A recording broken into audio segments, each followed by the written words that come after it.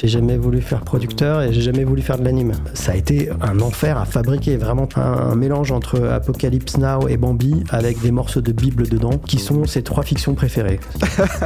J'adore. Ronald McDonald, c'est le méchant, il est un petit peu... disparu, hein, par hasard. Et bah, juste après le film. C'est pas vrai. Puis je regarde devant moi et c'est Quentin Tarantino qui fait la queue. Pour aller prendre une flûte de champagne, quoi. Mes jambes, elles tremblaient, j'étais là, je remercie.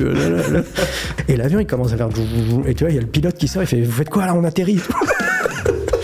Salut à tous et bienvenue sur The Anima Show. Déjà, merci infiniment, vous êtes de plus en plus à suivre la chaîne et ça me fait vraiment plaisir. Aujourd'hui, j'ai la chance de recevoir Nicolas Schmerkin, producteur et fondateur de Autour de minuit. Dans cette conversation, Nicolas nous partage son goût prononcé pour les films d'animation un peu underground, un peu barrés et qui franchement poussent les limites à chaque fois dans la réalisation et le scénario. Il revient également sur la consécration de l'un de ses courts-métrages, Logorama, avec lequel il a eu la chance de recevoir un Oscar. Et il nous fait part de l'aventure qu'il a menée à faire son premier long-métrage, Unicorn Wars. Si cette conversation vous a plu, n'hésitez pas à mettre un pouce bleu, à vous abonner à la chaîne et à activer la cloche. En tout cas, merci pour vos soutiens.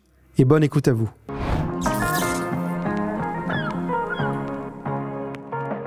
Nicolas Schmerkin, bienvenue sur The Anima Show. Est-ce que je peux t'appeler le petit prince du court-métrage ? Le Petit Prince, pourquoi ? Dis-moi. Bah, c'est vrai qu'en réalité, tu as fait beaucoup de courts-métrages d'animation et que beaucoup d'entre eux ont reçu des awards. Et je me dis, finalement, il a trouvé son truc à lui, quoi. J'ai trouvé un peu par hasard déjà, parce que j'ai jamais voulu faire ça en vrai. C'est vrai ? J'ai jamais voulu faire producteur et j'ai jamais voulu faire de l'anime. Donc j'ai un peu raté ma carrière en vrai, donc je sais pas si vraiment... c'est une carrière plutôt réussie pour une carrière ratée. Le Petit Prince. Après, on a fait beaucoup de films, on a fait pas loin de 100 courts-métrages.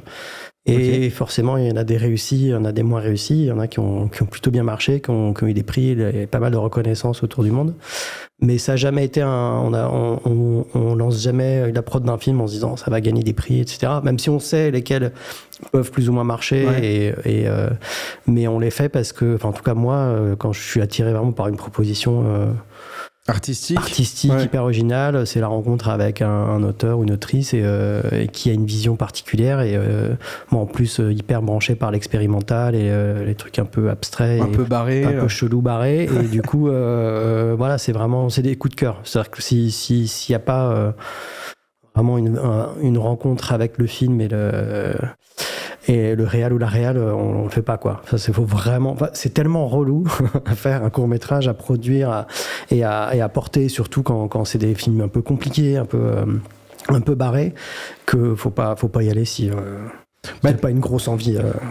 Non mais en tout cas, c'est pour ça que j'insiste sur le fait que tu es un de ces personnes qui poussent les choses justement pour que ces films existent, qu'ils rencontrent leur public, qu'ils soient distingués, et c'est pour ça que je fais un petit peu référence à ça. Mais merci en fait de le faire, parce qu'autrement il y aurait peut-être pas de personnes qui s'en chargeraient aussi, quoi. Ici on est plein, on est plusieurs à avoir vraiment une grosse passion court-métrage, passion anime et passion en fait passion création, quoi. Presque chacun a un peu ses goûts, ses envies, et on fait pas tous la même chose, heureusement, quoi. Et on a chacun un peu pas vraiment son créneau, mais c'est en fait on se définit par nos goûts et donc on accompagne les choses qu'on aime, en fait. Forcément, les choix sont liés à nos goûts, donc on a des goûts différents et on fait tous des films différents. Mais effectivement, quand on a commencé il y a déjà 20 ans. 20 ans. Je vous parle d'un temps. C'était Autour de minuit. Autour de minuit, ta boîte de production que tu as créée en 2000. J'ai créé en 2001. 2001. Et le premier film qu'on a fini en 2004, au Brass. Ah oui, c'est ça. Voilà, ça va être les 20 ans là du premier film qu'on a produit. T'as prévu une petite fête quand même, un truc j'en ai parlé au réal que j'ai croisé il y a pas longtemps. Il faut faire un truc quand même pour les 20 ans, quoi, les 20 ans du film, parce que et en plus il est né un peu comme beaucoup, un peu dans la douleur, quoi, parce que c'était compliqué à monter, à financer, à fabriquer. Le tout premier film, mais parce qu'on est parti dans un truc hyper compliqué en plus. Pour le premier film, c'était vraiment un challenge.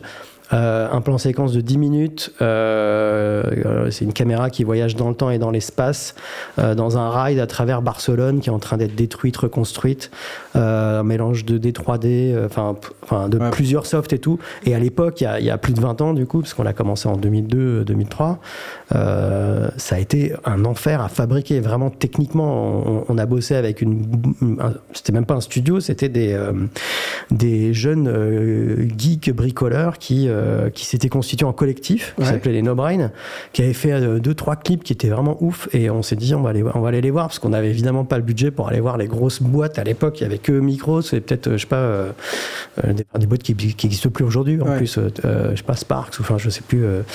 Donc on pouvait pas se permettre d'aller voir des grosses boîtes. On allait voir ce collectif de bidouilleurs, et du coup on est parti, mais il y avait pas de, enfin on s'est lancé.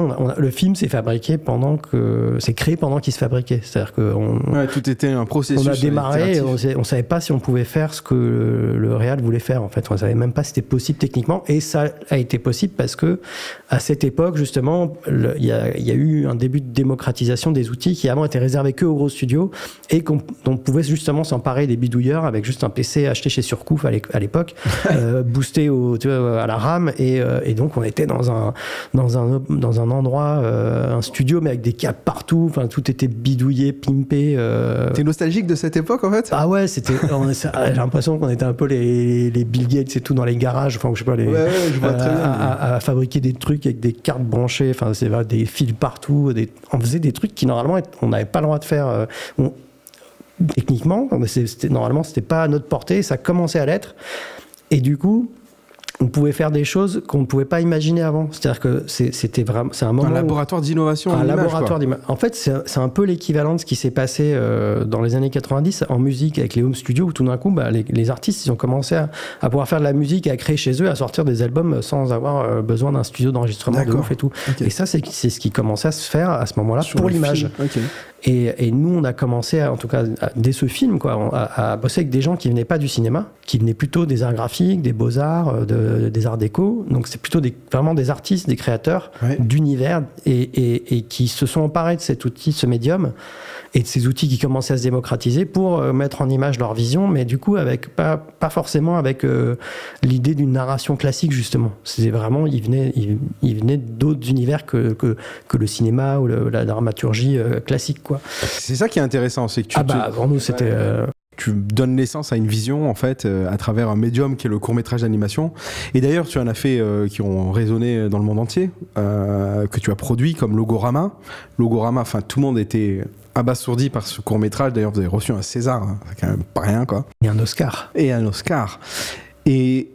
Et en plus, il est toujours d'actualité. C'est-à-dire que moi, aujourd'hui, je regarde Logorama, c'est vraiment comme s'il avait été fait quasiment hier, quoi. Il n'a pas pris une ride. Hein, pour le coup, autant Obras, le film qui a 20 ans, on sent qu'il date un peu, même s'il se tient encore parce que le film est assez fort pour maintenir. Mais on voit que visuellement, il a une petite patine, quoi. Il a un peu pris Logorama, il n'a pas pris une ride. Il n'a pas pris une ride. Et d'ailleurs, donc, qui sont les co-réalisateurs? Alors, à l'époque, c'était un collectif qui s'appelait H5. Enfin, le collectif existe toujours, mais à l'intérieur de ce collectif, il y avait plein de créateurs, et dont 3 réalisateurs qui faisaient ensemble, ou séparément d'ailleurs, des clips, des pubs, etc. Et finalement, c'est leur premier court-métrage ensemble au sein de ce collectif, de ce studio.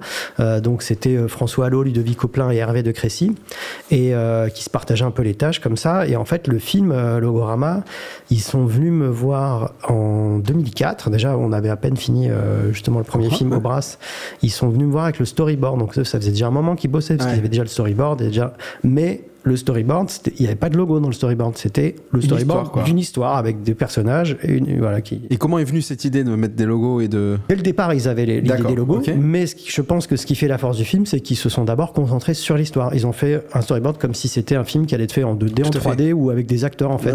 Et du coup, ils ont d'abord construit l'histoire, et après ils ont fait le casting des logos pour coller à leur histoire. Mais alors ce casting, il a duré des heures et des heures. Il a duré des mois et des mois parce que du coup il y avait les personnages, fallait trouver leur équivalence en logo, et il se trouve que il y avait des personnages pour lesquels ils n'ont pas trouvé de logo et qui sont sortis de l'histoire. Il y avait un surfeur par exemple, ils n'ont pas trouvé un logo satisfaisant pour le surfeur. Le surfeur, il a dégagé l'histoire.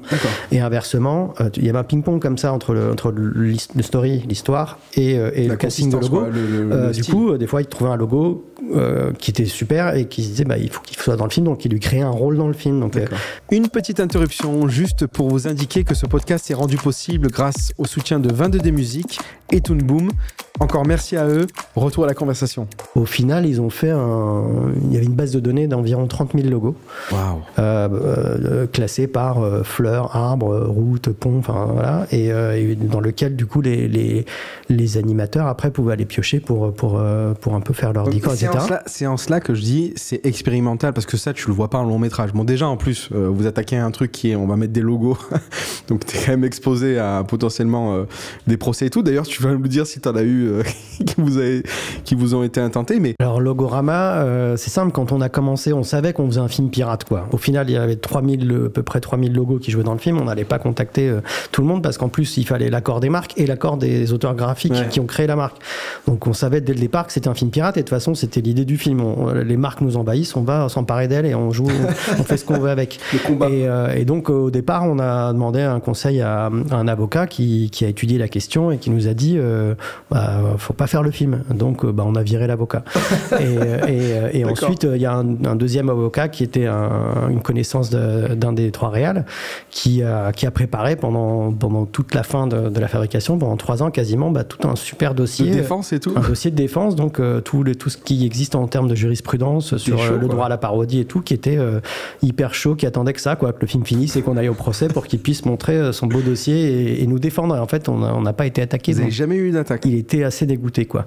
Par contre on a été contacté par pas mal de marques après coup. Ah bah oui.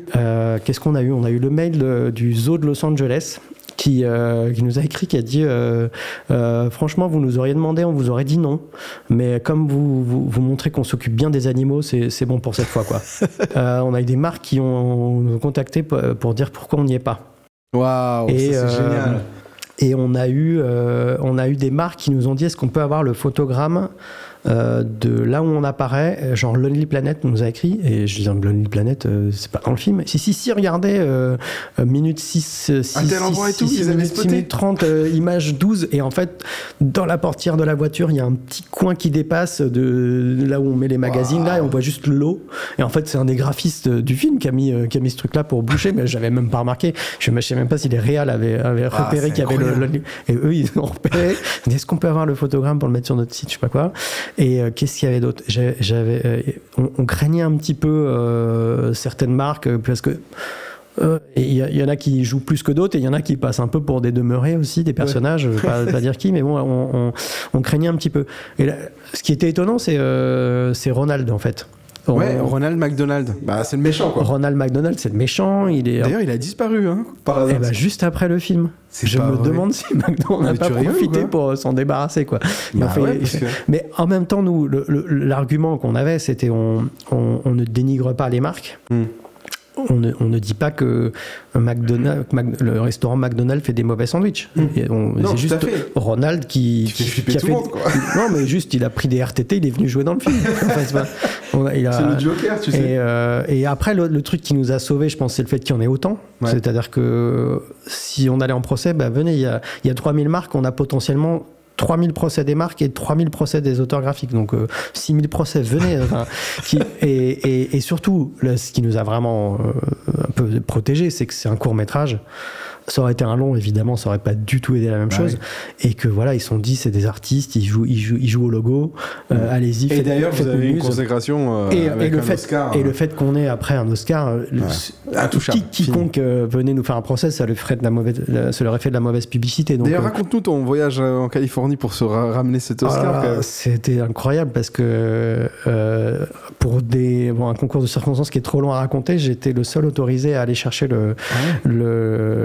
la statuette sur scène en cas de victoire, et on ne sait pas avant d'être appelé en temps réel, on ne sait pas qui va gagner, donc c'est pas truqué quoi. Du coup j'ai dû y aller, la première fois de ma vie que j'ai mis une cravate, c'est la cravate de mon beau-frère Jérémy. La seule fois de ma vie que j'ai mis une cravate, d'ailleurs je savais pas la mettre, donc avec ma femme on était à l'hôtel à Los Angeles, on regardait un site notre cravate.com, comment on fait et tout. La cravate nous a porté bonheur, Et du coup, t'arrives, tapis rouge. En fait, t'as 2 files, quoi. T'as la file pour les stars et les nommés, et la file pour les autres spectateurs. Donc, nous, on défilait. Ça va beaucoup plus lentement sur la partie des nommés et les restars, parce qu'il y a toutes les photos, les interviews et tout. Donc, on a été devant nous, il y avait Meryl Streep, derrière nous, il y avait Kristen Stewart. Donc, on savait pas comment ça marchait, donc on regardait ce que faisait Meryl Streep, tu vois. Donc elle avance. C'est vraiment les petits pas, quoi. Elle avance, elle pose devant, je sais pas, il y a 70 photographes. Elle pose. Et donc après l'avance au prochain truc, et donc nous on avance et puis on se met comme ça devant les photographes. Personne nous a pris en photo. Et puis comme ça on avançait petit à petit, et puis on arrive au bar. Donc c'est le Kodak Theater, il y a plusieurs étages avec un bar à chaque étage, quoi. Donc on boit un coup, donc je me mets à faire la queue au bar, et puis je regarde devant moi, et c'est Quentin Tarantino qui fait la queue pour aller prendre une flûte de champagne, quoi. Pour la première, c'est le seul moment dans l'année où les gars ils doivent faire la queue, c'est parce qu'il n'y a que des stars, quoi. Et puis voilà, après, non, mais c'est n'importe quoi. Tu vas aux toilettes, tu vas pisser, puis à côté, t'as Keanu Reeves, quoi. Enfin, c'est génial. Voilà. Donc, ce qui était assez surréaliste, c'est que mon premier gamin venait de naître quelques mois avant, et c'était la première fois où on sortait avec ma femme de l'appartement. On n'était même pas allé au resto. Bébé, je t'emmène. On est allé 48 heures à Los Angeles, et le truc, c'est qu'une fois qu'il t'appelle, alors, avant d'y aller, il t'envoie à l'époque un DVD où il t'explique les règles du jeu. C'est que t'as 15 secondes. Ça, c'est vraiment les Américains. Quand on t'appelle, t'as 15 secondes pour aller sur scène, et t'as 45 secondes pour parler. Sinon, il t'enlève le micro. Alors, il te montre des exemples, quoi. On a plusieurs moyens de vous couper la parole. On vous enlève le micro, on balance la musique, on vous coupe le micro. On vient vous chercher. Donc, tu vois des exemples d'anciennes cérémonies où le gars, il a travaillé. Je remercie. Ils sont en train de l'emmener. Et après, tu vois Tom Hanks dans le Kodak Theater, dans la salle vide, qui t'explique, voilà, ça se passe ici, donc vous êtes dans l'entertainment, soyez entertaining, remerciez pas vos amis, remerciez pas vos copains, machin, soyez émouvant, soyez drôle, etc. Donc ils mettent la pression, quoi. Du coup, avec ma femme et Émilie, on écrivait 45 secondes de blagues, tu vois, chronométrées, etc. Donc au final, en fait, comme on avait bien suivi les instructions, au moment où ils appellent Logorama, moi j'étais en mode automatique, quoi. J'avais mon 15 secondes parce que je voulais, et j'ai déroulé mon texte en 45 secondes comme prévu, mais j'étais en pilote automatique. Donc t'as même pas apprécié le moment, quasiment? Pas de stress. Si. Oui. J'ai fait sourire Meryl Streep, justement, qui était au premier rang, et ensuite ils t'amènent en coulisses, et là t'as une thank you cam où là tu peux remercier qui tu veux pendant 20 minutes si tu veux. Mais moi ça je l'avais pas préparé, donc là c'est à ce moment-là que mes jambes elles tremblaient, j'étais là, je remercie et évidemment j'ai oublié des gens qui me le reprochaient après, donc ça c'est un truc qu'ils mettent en ligne, tu vois, la thank you cam, là tu peux. Et puis après t'as tout un parcours, le photocall, une interview avec des journalistes, le gravage de la statuette, et puis tu reviens à ta place. Il s'est passé 15 minutes, quoi, quand même. Et le truc, c'est que je reviens à ma place, et à côté de ma femme, il y a un beau gosse en costume. Excusez-moi, c'est ma place. Et en fait, c'est des figurants. C'est-à-dire qu'à chaque fois que quelqu'un se lève pour aller chercher une statuette et ne revient pas, ou à chaque fois que quelqu'un n'a pas l'Oscar et est vénère et se casse, eh ben, il y a quelqu'un qui vient le remplacer pour que la salle soit toujours pleine. Parce que sinon, la moitié de la salle serait vide en vrai. Et donc ça, c'est vraiment à l'américaine. Ils sont très forts, quoi. Et du coup, après, ils te donnent ça sans un sac, sans rien, tu vois, t'as pas. Donc t'as toute ta soirée, et c'est hyper lourd. T'as toute la soirée le truc à la main, et donc tout le monde te voit, et tout le monde vient te faire des selfies, des machins. Il y a un groupe de 3 femmes, elle était 19h, elles étaient déjà bien bourrées. Oh, this is your ticket to get laid. Je dis, ouais, je présente ma femme.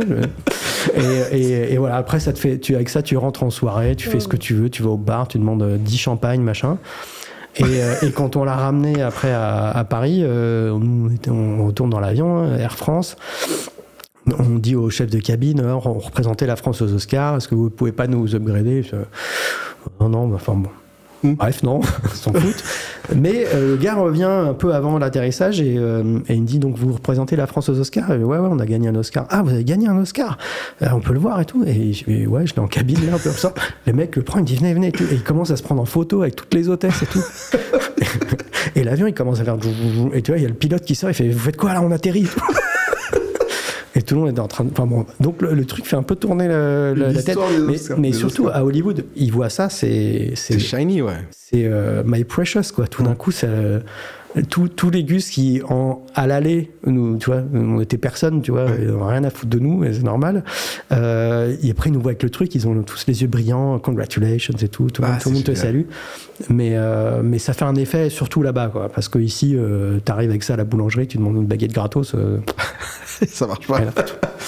En gros, ça, tu peux le faire que sur le médium court-métrage et avec, tu vois, une démarche, même si elle est longue et tout, de se dire il faut que ça existe et par tous les moyens, quoi. Ouais, là clairement en plus, et nous c'est ce qui nous bottait et ce qui nous botte encore, c'est que c'est un peu comme Obras qui parle quand même de la question de comment on habite la ville et qu'est-ce que représente la ville. La ville est un personnage du film et qu'est-ce qu'implique sa destruction et sa reconstruction, pourquoi, comment c'est un film sur voilà, à court et moyen et long terme, comment on habite la cité, quoi. Logorama, c'est un film aussi politique sur la société de consommation et le trop plein de logos auquel on est surexposé constamment. Notre œil, en un clin d'œil, le cerveau il enregistre plusieurs logos un peu partout. Bon, là c'est assez dépouillé. Le seul logo que je vois c'est Animacho. mais c'est un peu c'est le pendant en film et presque en inverse de nos logos de Naomi Klein, voilà, c'est un peu aussi un film manifeste et on en a fait plusieurs comme ça, un peu d'espèces de ciné-tract ou des trucs des films un peu militants, on va dire. Et en même temps, le Logorama, il est hyper fun à regarder.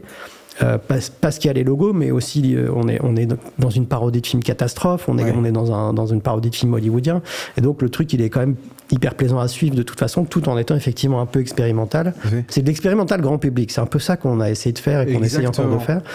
Et on retrouve ça un peu sur Empty Places, qui lui aussi a reçu un César, je crois. Il a été nommé. Il a été nommé. Et Empty Places, c'est rigolo de faire le lien parce que donc Empty Places, c'est Geoffroy de Crécy qui l'a réalisé, qui est le frère d'Hervé de Crécy, Logorama, qui est aussi le frère d'Étienne de Crécy qui fait de la musique.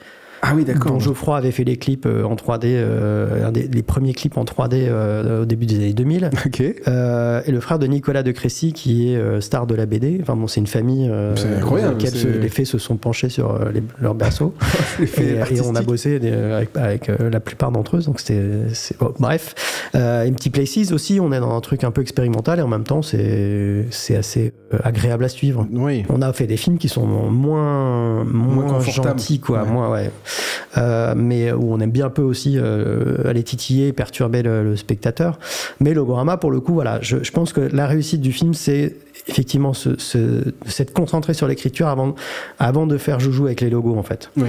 Dans le métier de producteur, finalement, est-ce qu'il n'y a pas essentiellement à travailler d'abord sur l'histoire, quoi? Est-ce souvent, que c'est pas ce métier-là qui est faire une histoire qui va toucher, Je pense qu'il faut travailler sur tous les aspects. L'histoire, et même nous-mêmes, c'est parfois ce qu'on travaille le moins. Surtout quand on a des visuels très forts et qu'on a des gens qui ont des visions très très fortes à partager. Ouais. Et des fois, c'est vrai qu'on se satisfait un peu de belles images et pas forcément d'avoir... Mais une bonne histoire, c'est pas forcément des dialogues et des trucs hyper narratifs. C'est Empty Places, c'est presque un film plus de montage, on va dire, et d'ambiance. Il n'y a pas de narration, on voit que des endroits vides très familiers qui ont été désertés a priori par les humains. Donc on voit encore des objets mécaniques qui continue à tourner en boucle. Alors, juste rappelle-moi, vous avez démarré à discuter de cette production en quelle année?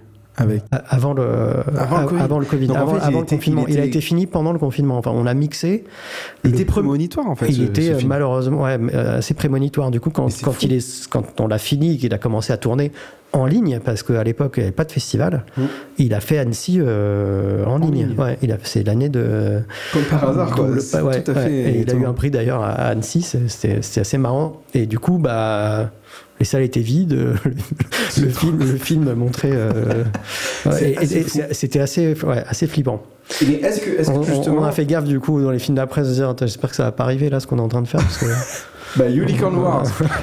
Parlons de Unicorn Wars, qui est justement peut-être le premier long métrage de Autour de minuit. Alors on avait produit en copro associé le précédent film d'Alberto Vasquez, Psychonautas, et Unicorn Wars, c'est notre premier film en tant que producteur délégué où on a fabriqué quasiment la moitié du film, en effet. Donc moi j'avais vu les premières images au Festival d'Annecy, et franchement... je me suis dit, c'est d'enfer ce truc. À la fois dans le thème, le sujet, dans le truc un peu barré, qui est hyper audacieux, parce que franchement, on en voit peu des films comme ça qui tiennent en long métrage en plus, tu vois. Tu peux nous parler un peu de la genèse de ce projet et... Ouais, du coup, c'est le réalisateur, qui est espagnol, Alberto Vázquez. On avait déjà fait plusieurs courts-métrages avec lui, dont Decorado, qui a eu une très belle carrière aussi en festival, puis Homeless Home, qui avait eu le Grand Prix Annecy également la même année que Empty Places, donc devant personne. Et en fait, qui vient de l'illustration, de la BD, qui est un mec super, hyper talentueux, hyper prolifique. Il est toujours en train de faire à la fois un court, un long, un jeu vidéo, une BD. C'est assez ouf la capacité de travail qu'il a, quoi. Et donc très talentueux. Il avait auparavant déjà fait un court-métrage sur ce thème, ça s'appelait Sangre de Unicornio, donc Unicorn Blood en anglais, et qui était un peu les prémices du long métrage, et lui-même était adapté d'une planche de BD, une espèce de petite nouvelle qu'il avait fait en BD. Donc ça vient de la BD, de ses BD à lui.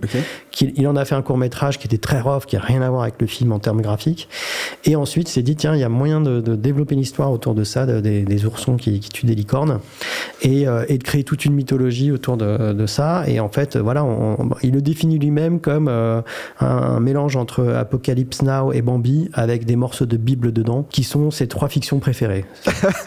J'adore. Et c'est un peu ça, en fait. Il est parti d'une part... l'aspect un peu comique du film qui vient un peu de la parodie de films de guerre, mais en même temps ça devient un vrai film de guerre, et où on parle de comment on fabrique justement une confrontation, comment on fabrique un ennemi, comment on part en guerre, et comment on embrigade. C'est surtout son embrigadement qui est clairement incarné par les oursons. Et alors tu parlais de prémonition avec Empty Places, ce film-là il sort au moment où la Russie commence à envahir l'Ukraine, donc on était waouh, faut qu'on arrête. D'ailleurs, parce qu'on avait conflit qui honnêtement est en train un peu de s'enliser. Il s'enlise, mais qui est toujours là. Mais voilà, en tout cas, comment on fabrique un ennemi et comment on part en guerre contre lui, il y avait plein de similitudes aussi. Donc qu'est-ce que tu nous prépares pour l'avenir là, parce que on va essayer de faire des films sympas, bon esprit et bienveillants, quoi. Ouais. Ça serait bien, des films lumineux. Non, mais du coup, ça fait partie un petit peu de ce talent aussi de producteur, de sentir en fait les tendances, de savoir où investir et comment.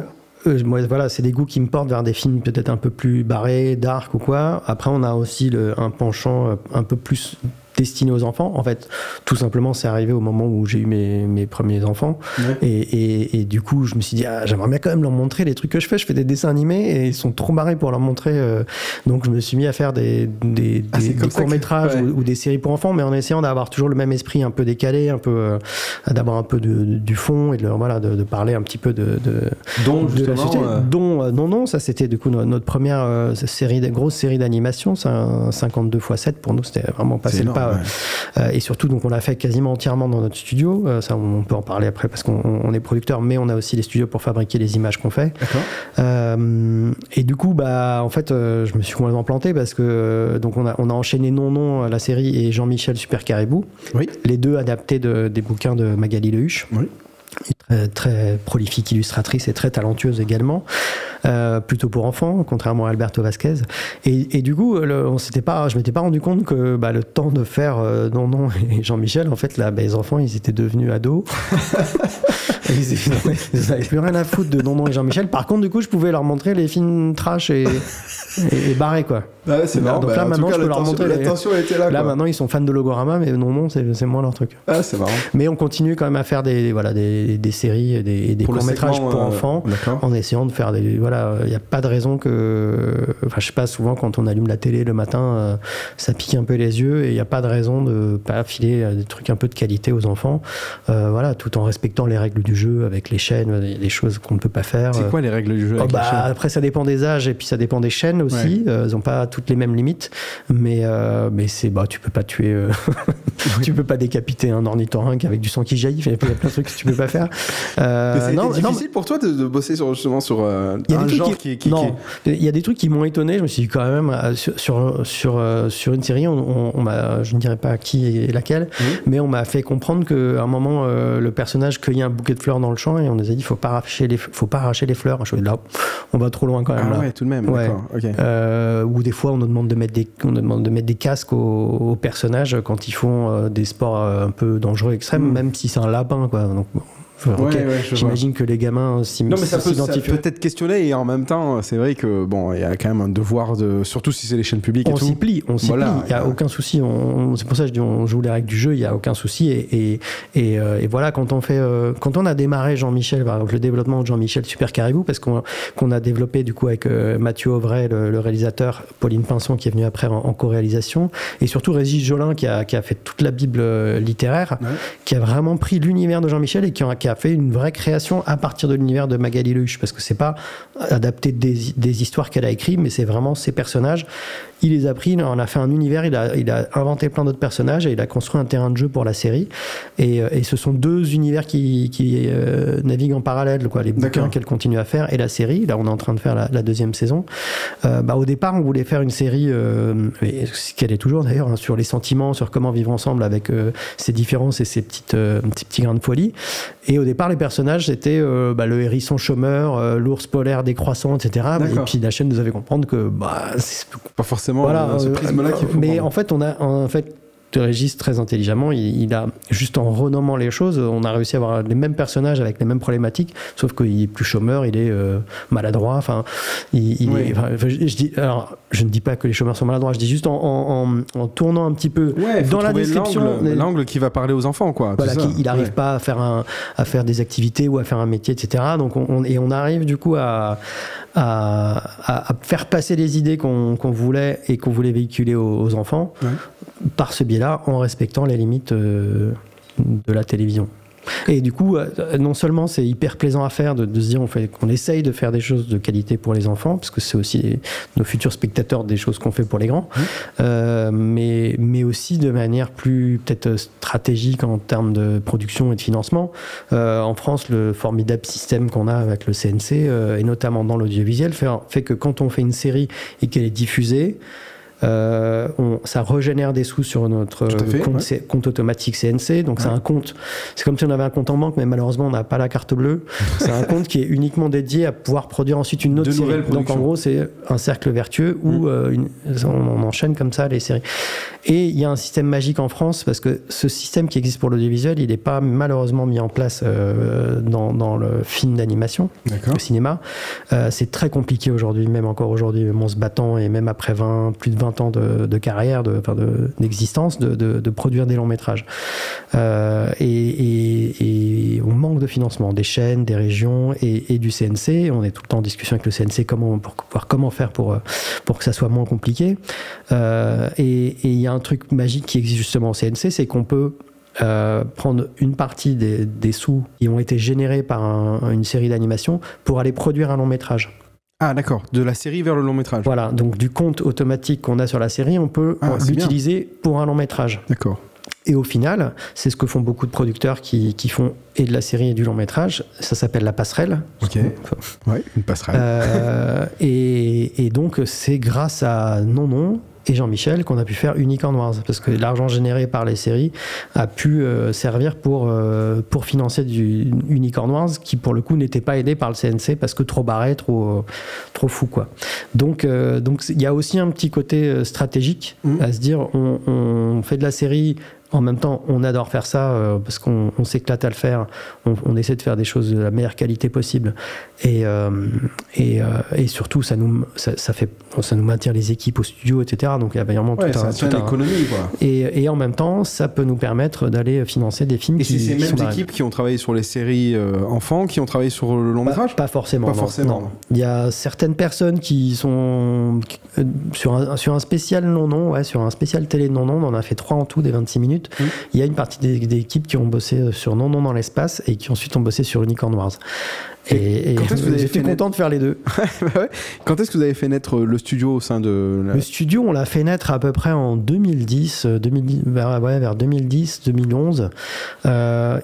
On avait déjà 2-3 ordi au bureau parce que certains réalisateurs bidouilleurs eux-mêmes font beaucoup de trucs tout seuls. Donc on avait toujours un espace pour qu'ils viennent faire leur petits trucs, notamment Nieto, qui est un réalisateur avec qui on bosse depuis le début, quoi, depuis qu'il est sorti d'école de l'ENSAD.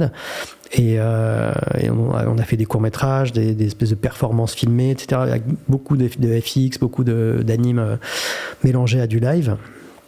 Et son dernier court-métrage, Swallow the Universe, était à Annecy il y a 2 ans. Il a pas mal tourné. Bref, lui, par exemple, à l'époque, il faisait ses trucs quasiment tout seul, quoi. D'accord. Et quand on a commencé on avait un gros film qu'on coproduisait avec les Pays-Bas, un film de Rosto, qui s'appelait Le Monstre de Nix. On devait bosser avec un studio parisien dont je tairai le nom. On discutait avec eux pendant 1 an. On leur a dit, voilà, on a 100 000 balles, on doit faire ça. Pour 100 000 balles, oui, on discutait. Ils sont allés aux Pays-Bas rencontrer le réalisateur. Le réalisateur est venu, on a discuté pendant vraiment longtemps. Et le premier jour d'anime, pas la veille, pas 2 mois avant le premier jour d'anime, ils nous ont dit en fait non, on va pas pouvoir le faire. Et ça, c'était genre début juillet ou mi-juillet. On s'est dit merde, qu'est-ce qu'on fait? Donc avec Sébastien Fauchère, qui à l'époque travaillait avec nous sur les FX et qui gérait un petit peu comme ça l'aspect supervision de la prod, dit bah on achète une dizaine d'ordi, puis on essaie de trouver des graphistes, et puis on le fait nous-mêmes. On le fait nous-mêmes, quoi. En fait, c'était un mal pour un bien. Un mal pour un bien. Du coup, on l'a fait. On savait le budget qu'on avait. On l'a fait pour le budget. C'est très entrepreneurial dans l'esprit, quoi. Et finalement, on a fait le film. On a gardé les ordis, puis on a continué à faire nous-mêmes nos. Bah, c'est super. Et du coup, on n'est plus devenu tributaire des. Et aujourd'hui, vous avez votre propre capacité de production. Ça a grossi depuis 2010. Maintenant, on a du coup un studio. Donc, on a l'équipe prod à Paris qui est donc avec production, les assistants de production, les coordinateurs, on a un DG, il y a la compta, l'administration. On a 2 personnes pour la distribution, parce qu'on fait la distribution internationale de nos cours, mais aussi de cours d'autres personnes, et des séries courtes et des formats spéciaux. Donc en tout, on est une petite dizaine, quoi, on est 8-9. Et dans la même cour, on a le studio où on peut mettre jusqu'à une 30aine de personnes à Paris, avec aussi une salle de montage, des salles de réunion, etc. Et on a aussi un studio Angoulême où on peut monter jusqu'à 35 personnes. Et donc, par exemple, pour Unicorn Wars, qui est une copro franco-espagnole, il y a à peu près 55% qui s'est fabriqué en Espagne, et les 45% du film qui sont fabriqués entre nos 2 studios, entre Paris et Angoulême. Super. Angoulême qui, en plus, nous permet d'aller chercher les sous de la région et du département de la Charente. Non, mais en France, on a un bon système pour aider à la création, et tant mieux d'ailleurs. Et c'est pas pour rien qu'on est dans le top 3 dans le monde, dans l'animation. Donc, c'est des bonnes initiatives, quoi. Et sur Unicorn Wars, justement, vous avez reçu aussi un prix en Espagne, justement. On a eu le Goya, donc c'est le César espagnol du meilleur film d'animation. Ouais, tout à fait. Félicitations. Merci beaucoup pour tous ces awards. Et félicitations aussi pour l'entreprise qui est devenue Autour de Minuit. Et moi, j'avais des petites questions avant qu'on termine cette conversation, mais est-ce que tu as des conseils à donner à ceux qui veulent, justement, comme toi, devenir producteur d'animation, œuvrer pour la création artistique et faire naître des... Alors pour la production, ce que je conseillerais, c'est presque soit de s'associer avec quelqu'un qui a déjà une boîte et qui peut-être cherche à avoir un partenaire et de commencer dans tous les cas un petit peu à voir comment fonctionne la prod, peut-être en étant d'abord assistant, puis chargé, puis etc., monter un peu les échelons. Après, si quelqu'un veut monter sa boîte, je lui conseille d'avoir un métier à côté. Clairement, moi, quand j'ai monté ma boîte c'est le vrai conseil, en 2001, j'ai commencé à pouvoir gagner ma vie avec la production peut-être 5 ou 6 ans après, quoi. D'accord. Voire plus. J'avais 2-3 métiers à côté, quoi, pour pouvoir boucher les trous, et au début, il n'y a rien. Enfin, je veux dire... On peut pas faire autrement, quoi. On peut pas faire autrement, quoi. On peut pas, dès le début... De toute façon, d'autant plus avec des courts-métrages et d'autant plus avec des courts-métrages d'animation. C'est-à-dire que le premier film qu'on produit, il se termine au bout de 2 ou 3 ans, quoi. C'est à peu près la moyenne pour un court-métrage. C'est assez rare que ça mette moins d'1 an. Et dans le cas de Logorama, ça peut mettre jusqu'à 6 ans. Donc on peut même pas imaginer le finir, le montrer, et on peut pas gagner sa vie non plus juste avec un court-métrage tous les 6 ans. Donc l'idée, c'est soit d'avoir un métier à côté pour pouvoir assurer ses arrières, soit de s'associer avec quelqu'un qui a déjà une boîte. Ouais. Et puis après, c'est de faire confiance à son instinct, ses envies, et voilà, c'est d'être bosseur, parce que c'est beaucoup de travail, ouais. C'est aussi des relations humaines, parce que c'est des aventures humaines avec les équipes de manière générale, mais pour chaque film, avec chaque réalisateur ou réalisatrice. Et c'est sur le long terme. Enfin, c'est sur 2 ou 3 ans, c'est quand même pas rien, quoi, comme aventure, parce qu'il y aura toujours des hauts et des bas, des moments de doute, des moments aussi possiblement de crise. Il faut de la résilience, il faut de la résilience, il faut savoir pourquoi on fait ça, il faut avoir l'objectif de... moi, au début, j'étais aussi très borné, c'est le film avant tout, quoi. C'est quoi qu'il arrive, même s'il faut se fâcher avec le réal, ou voilà, il faut, pour le bien du film, c'est ça qu'il faut faire, etc. Bon, avec l'âge, on devient un peu plus coulant.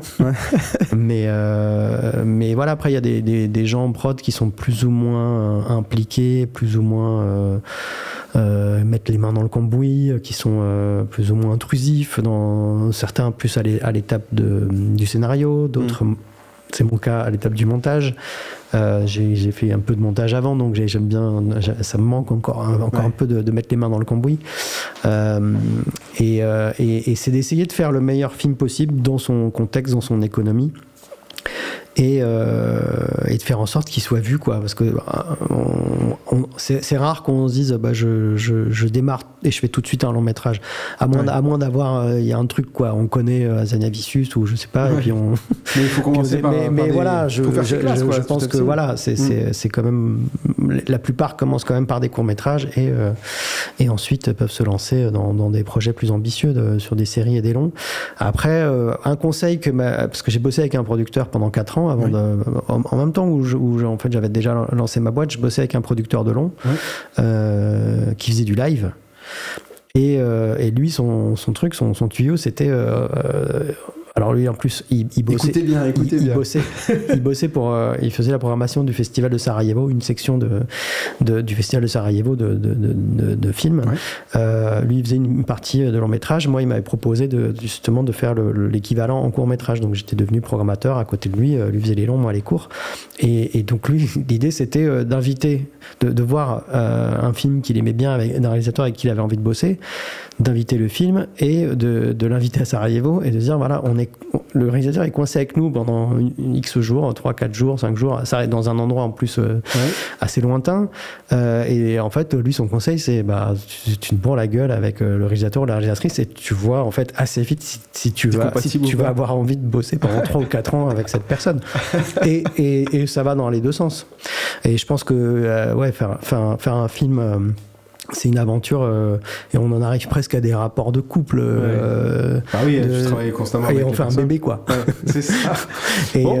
Bon conseil. Et au point que même, alors après je le connaissais d'avant aussi, c'est un pote, mais le réalisateur de Obras, quand le film a été fini et qu'on a fait pas mal de festivals ensemble, souvent on se partageait la chambre et on dormait dans le même lit, et puis tu ronfles et tout.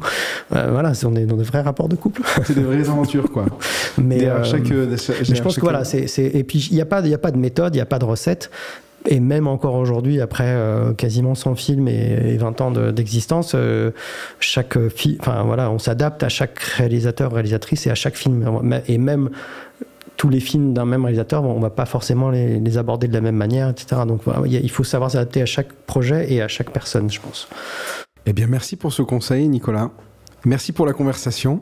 Merci à toi. Et puis, plein de bonnes choses pour tous les films qui vont sortir. Puis je suis sûr qu'il y en a encore plein. Là, on a plein dans les tuyaux. Là, on a des longs métrages, des séries, des courts métrages. Et j'espère qu'on les verra à Annecy cette année. Merci beaucoup. Et à toute l'équipe d'Anima Show. Merci à vous.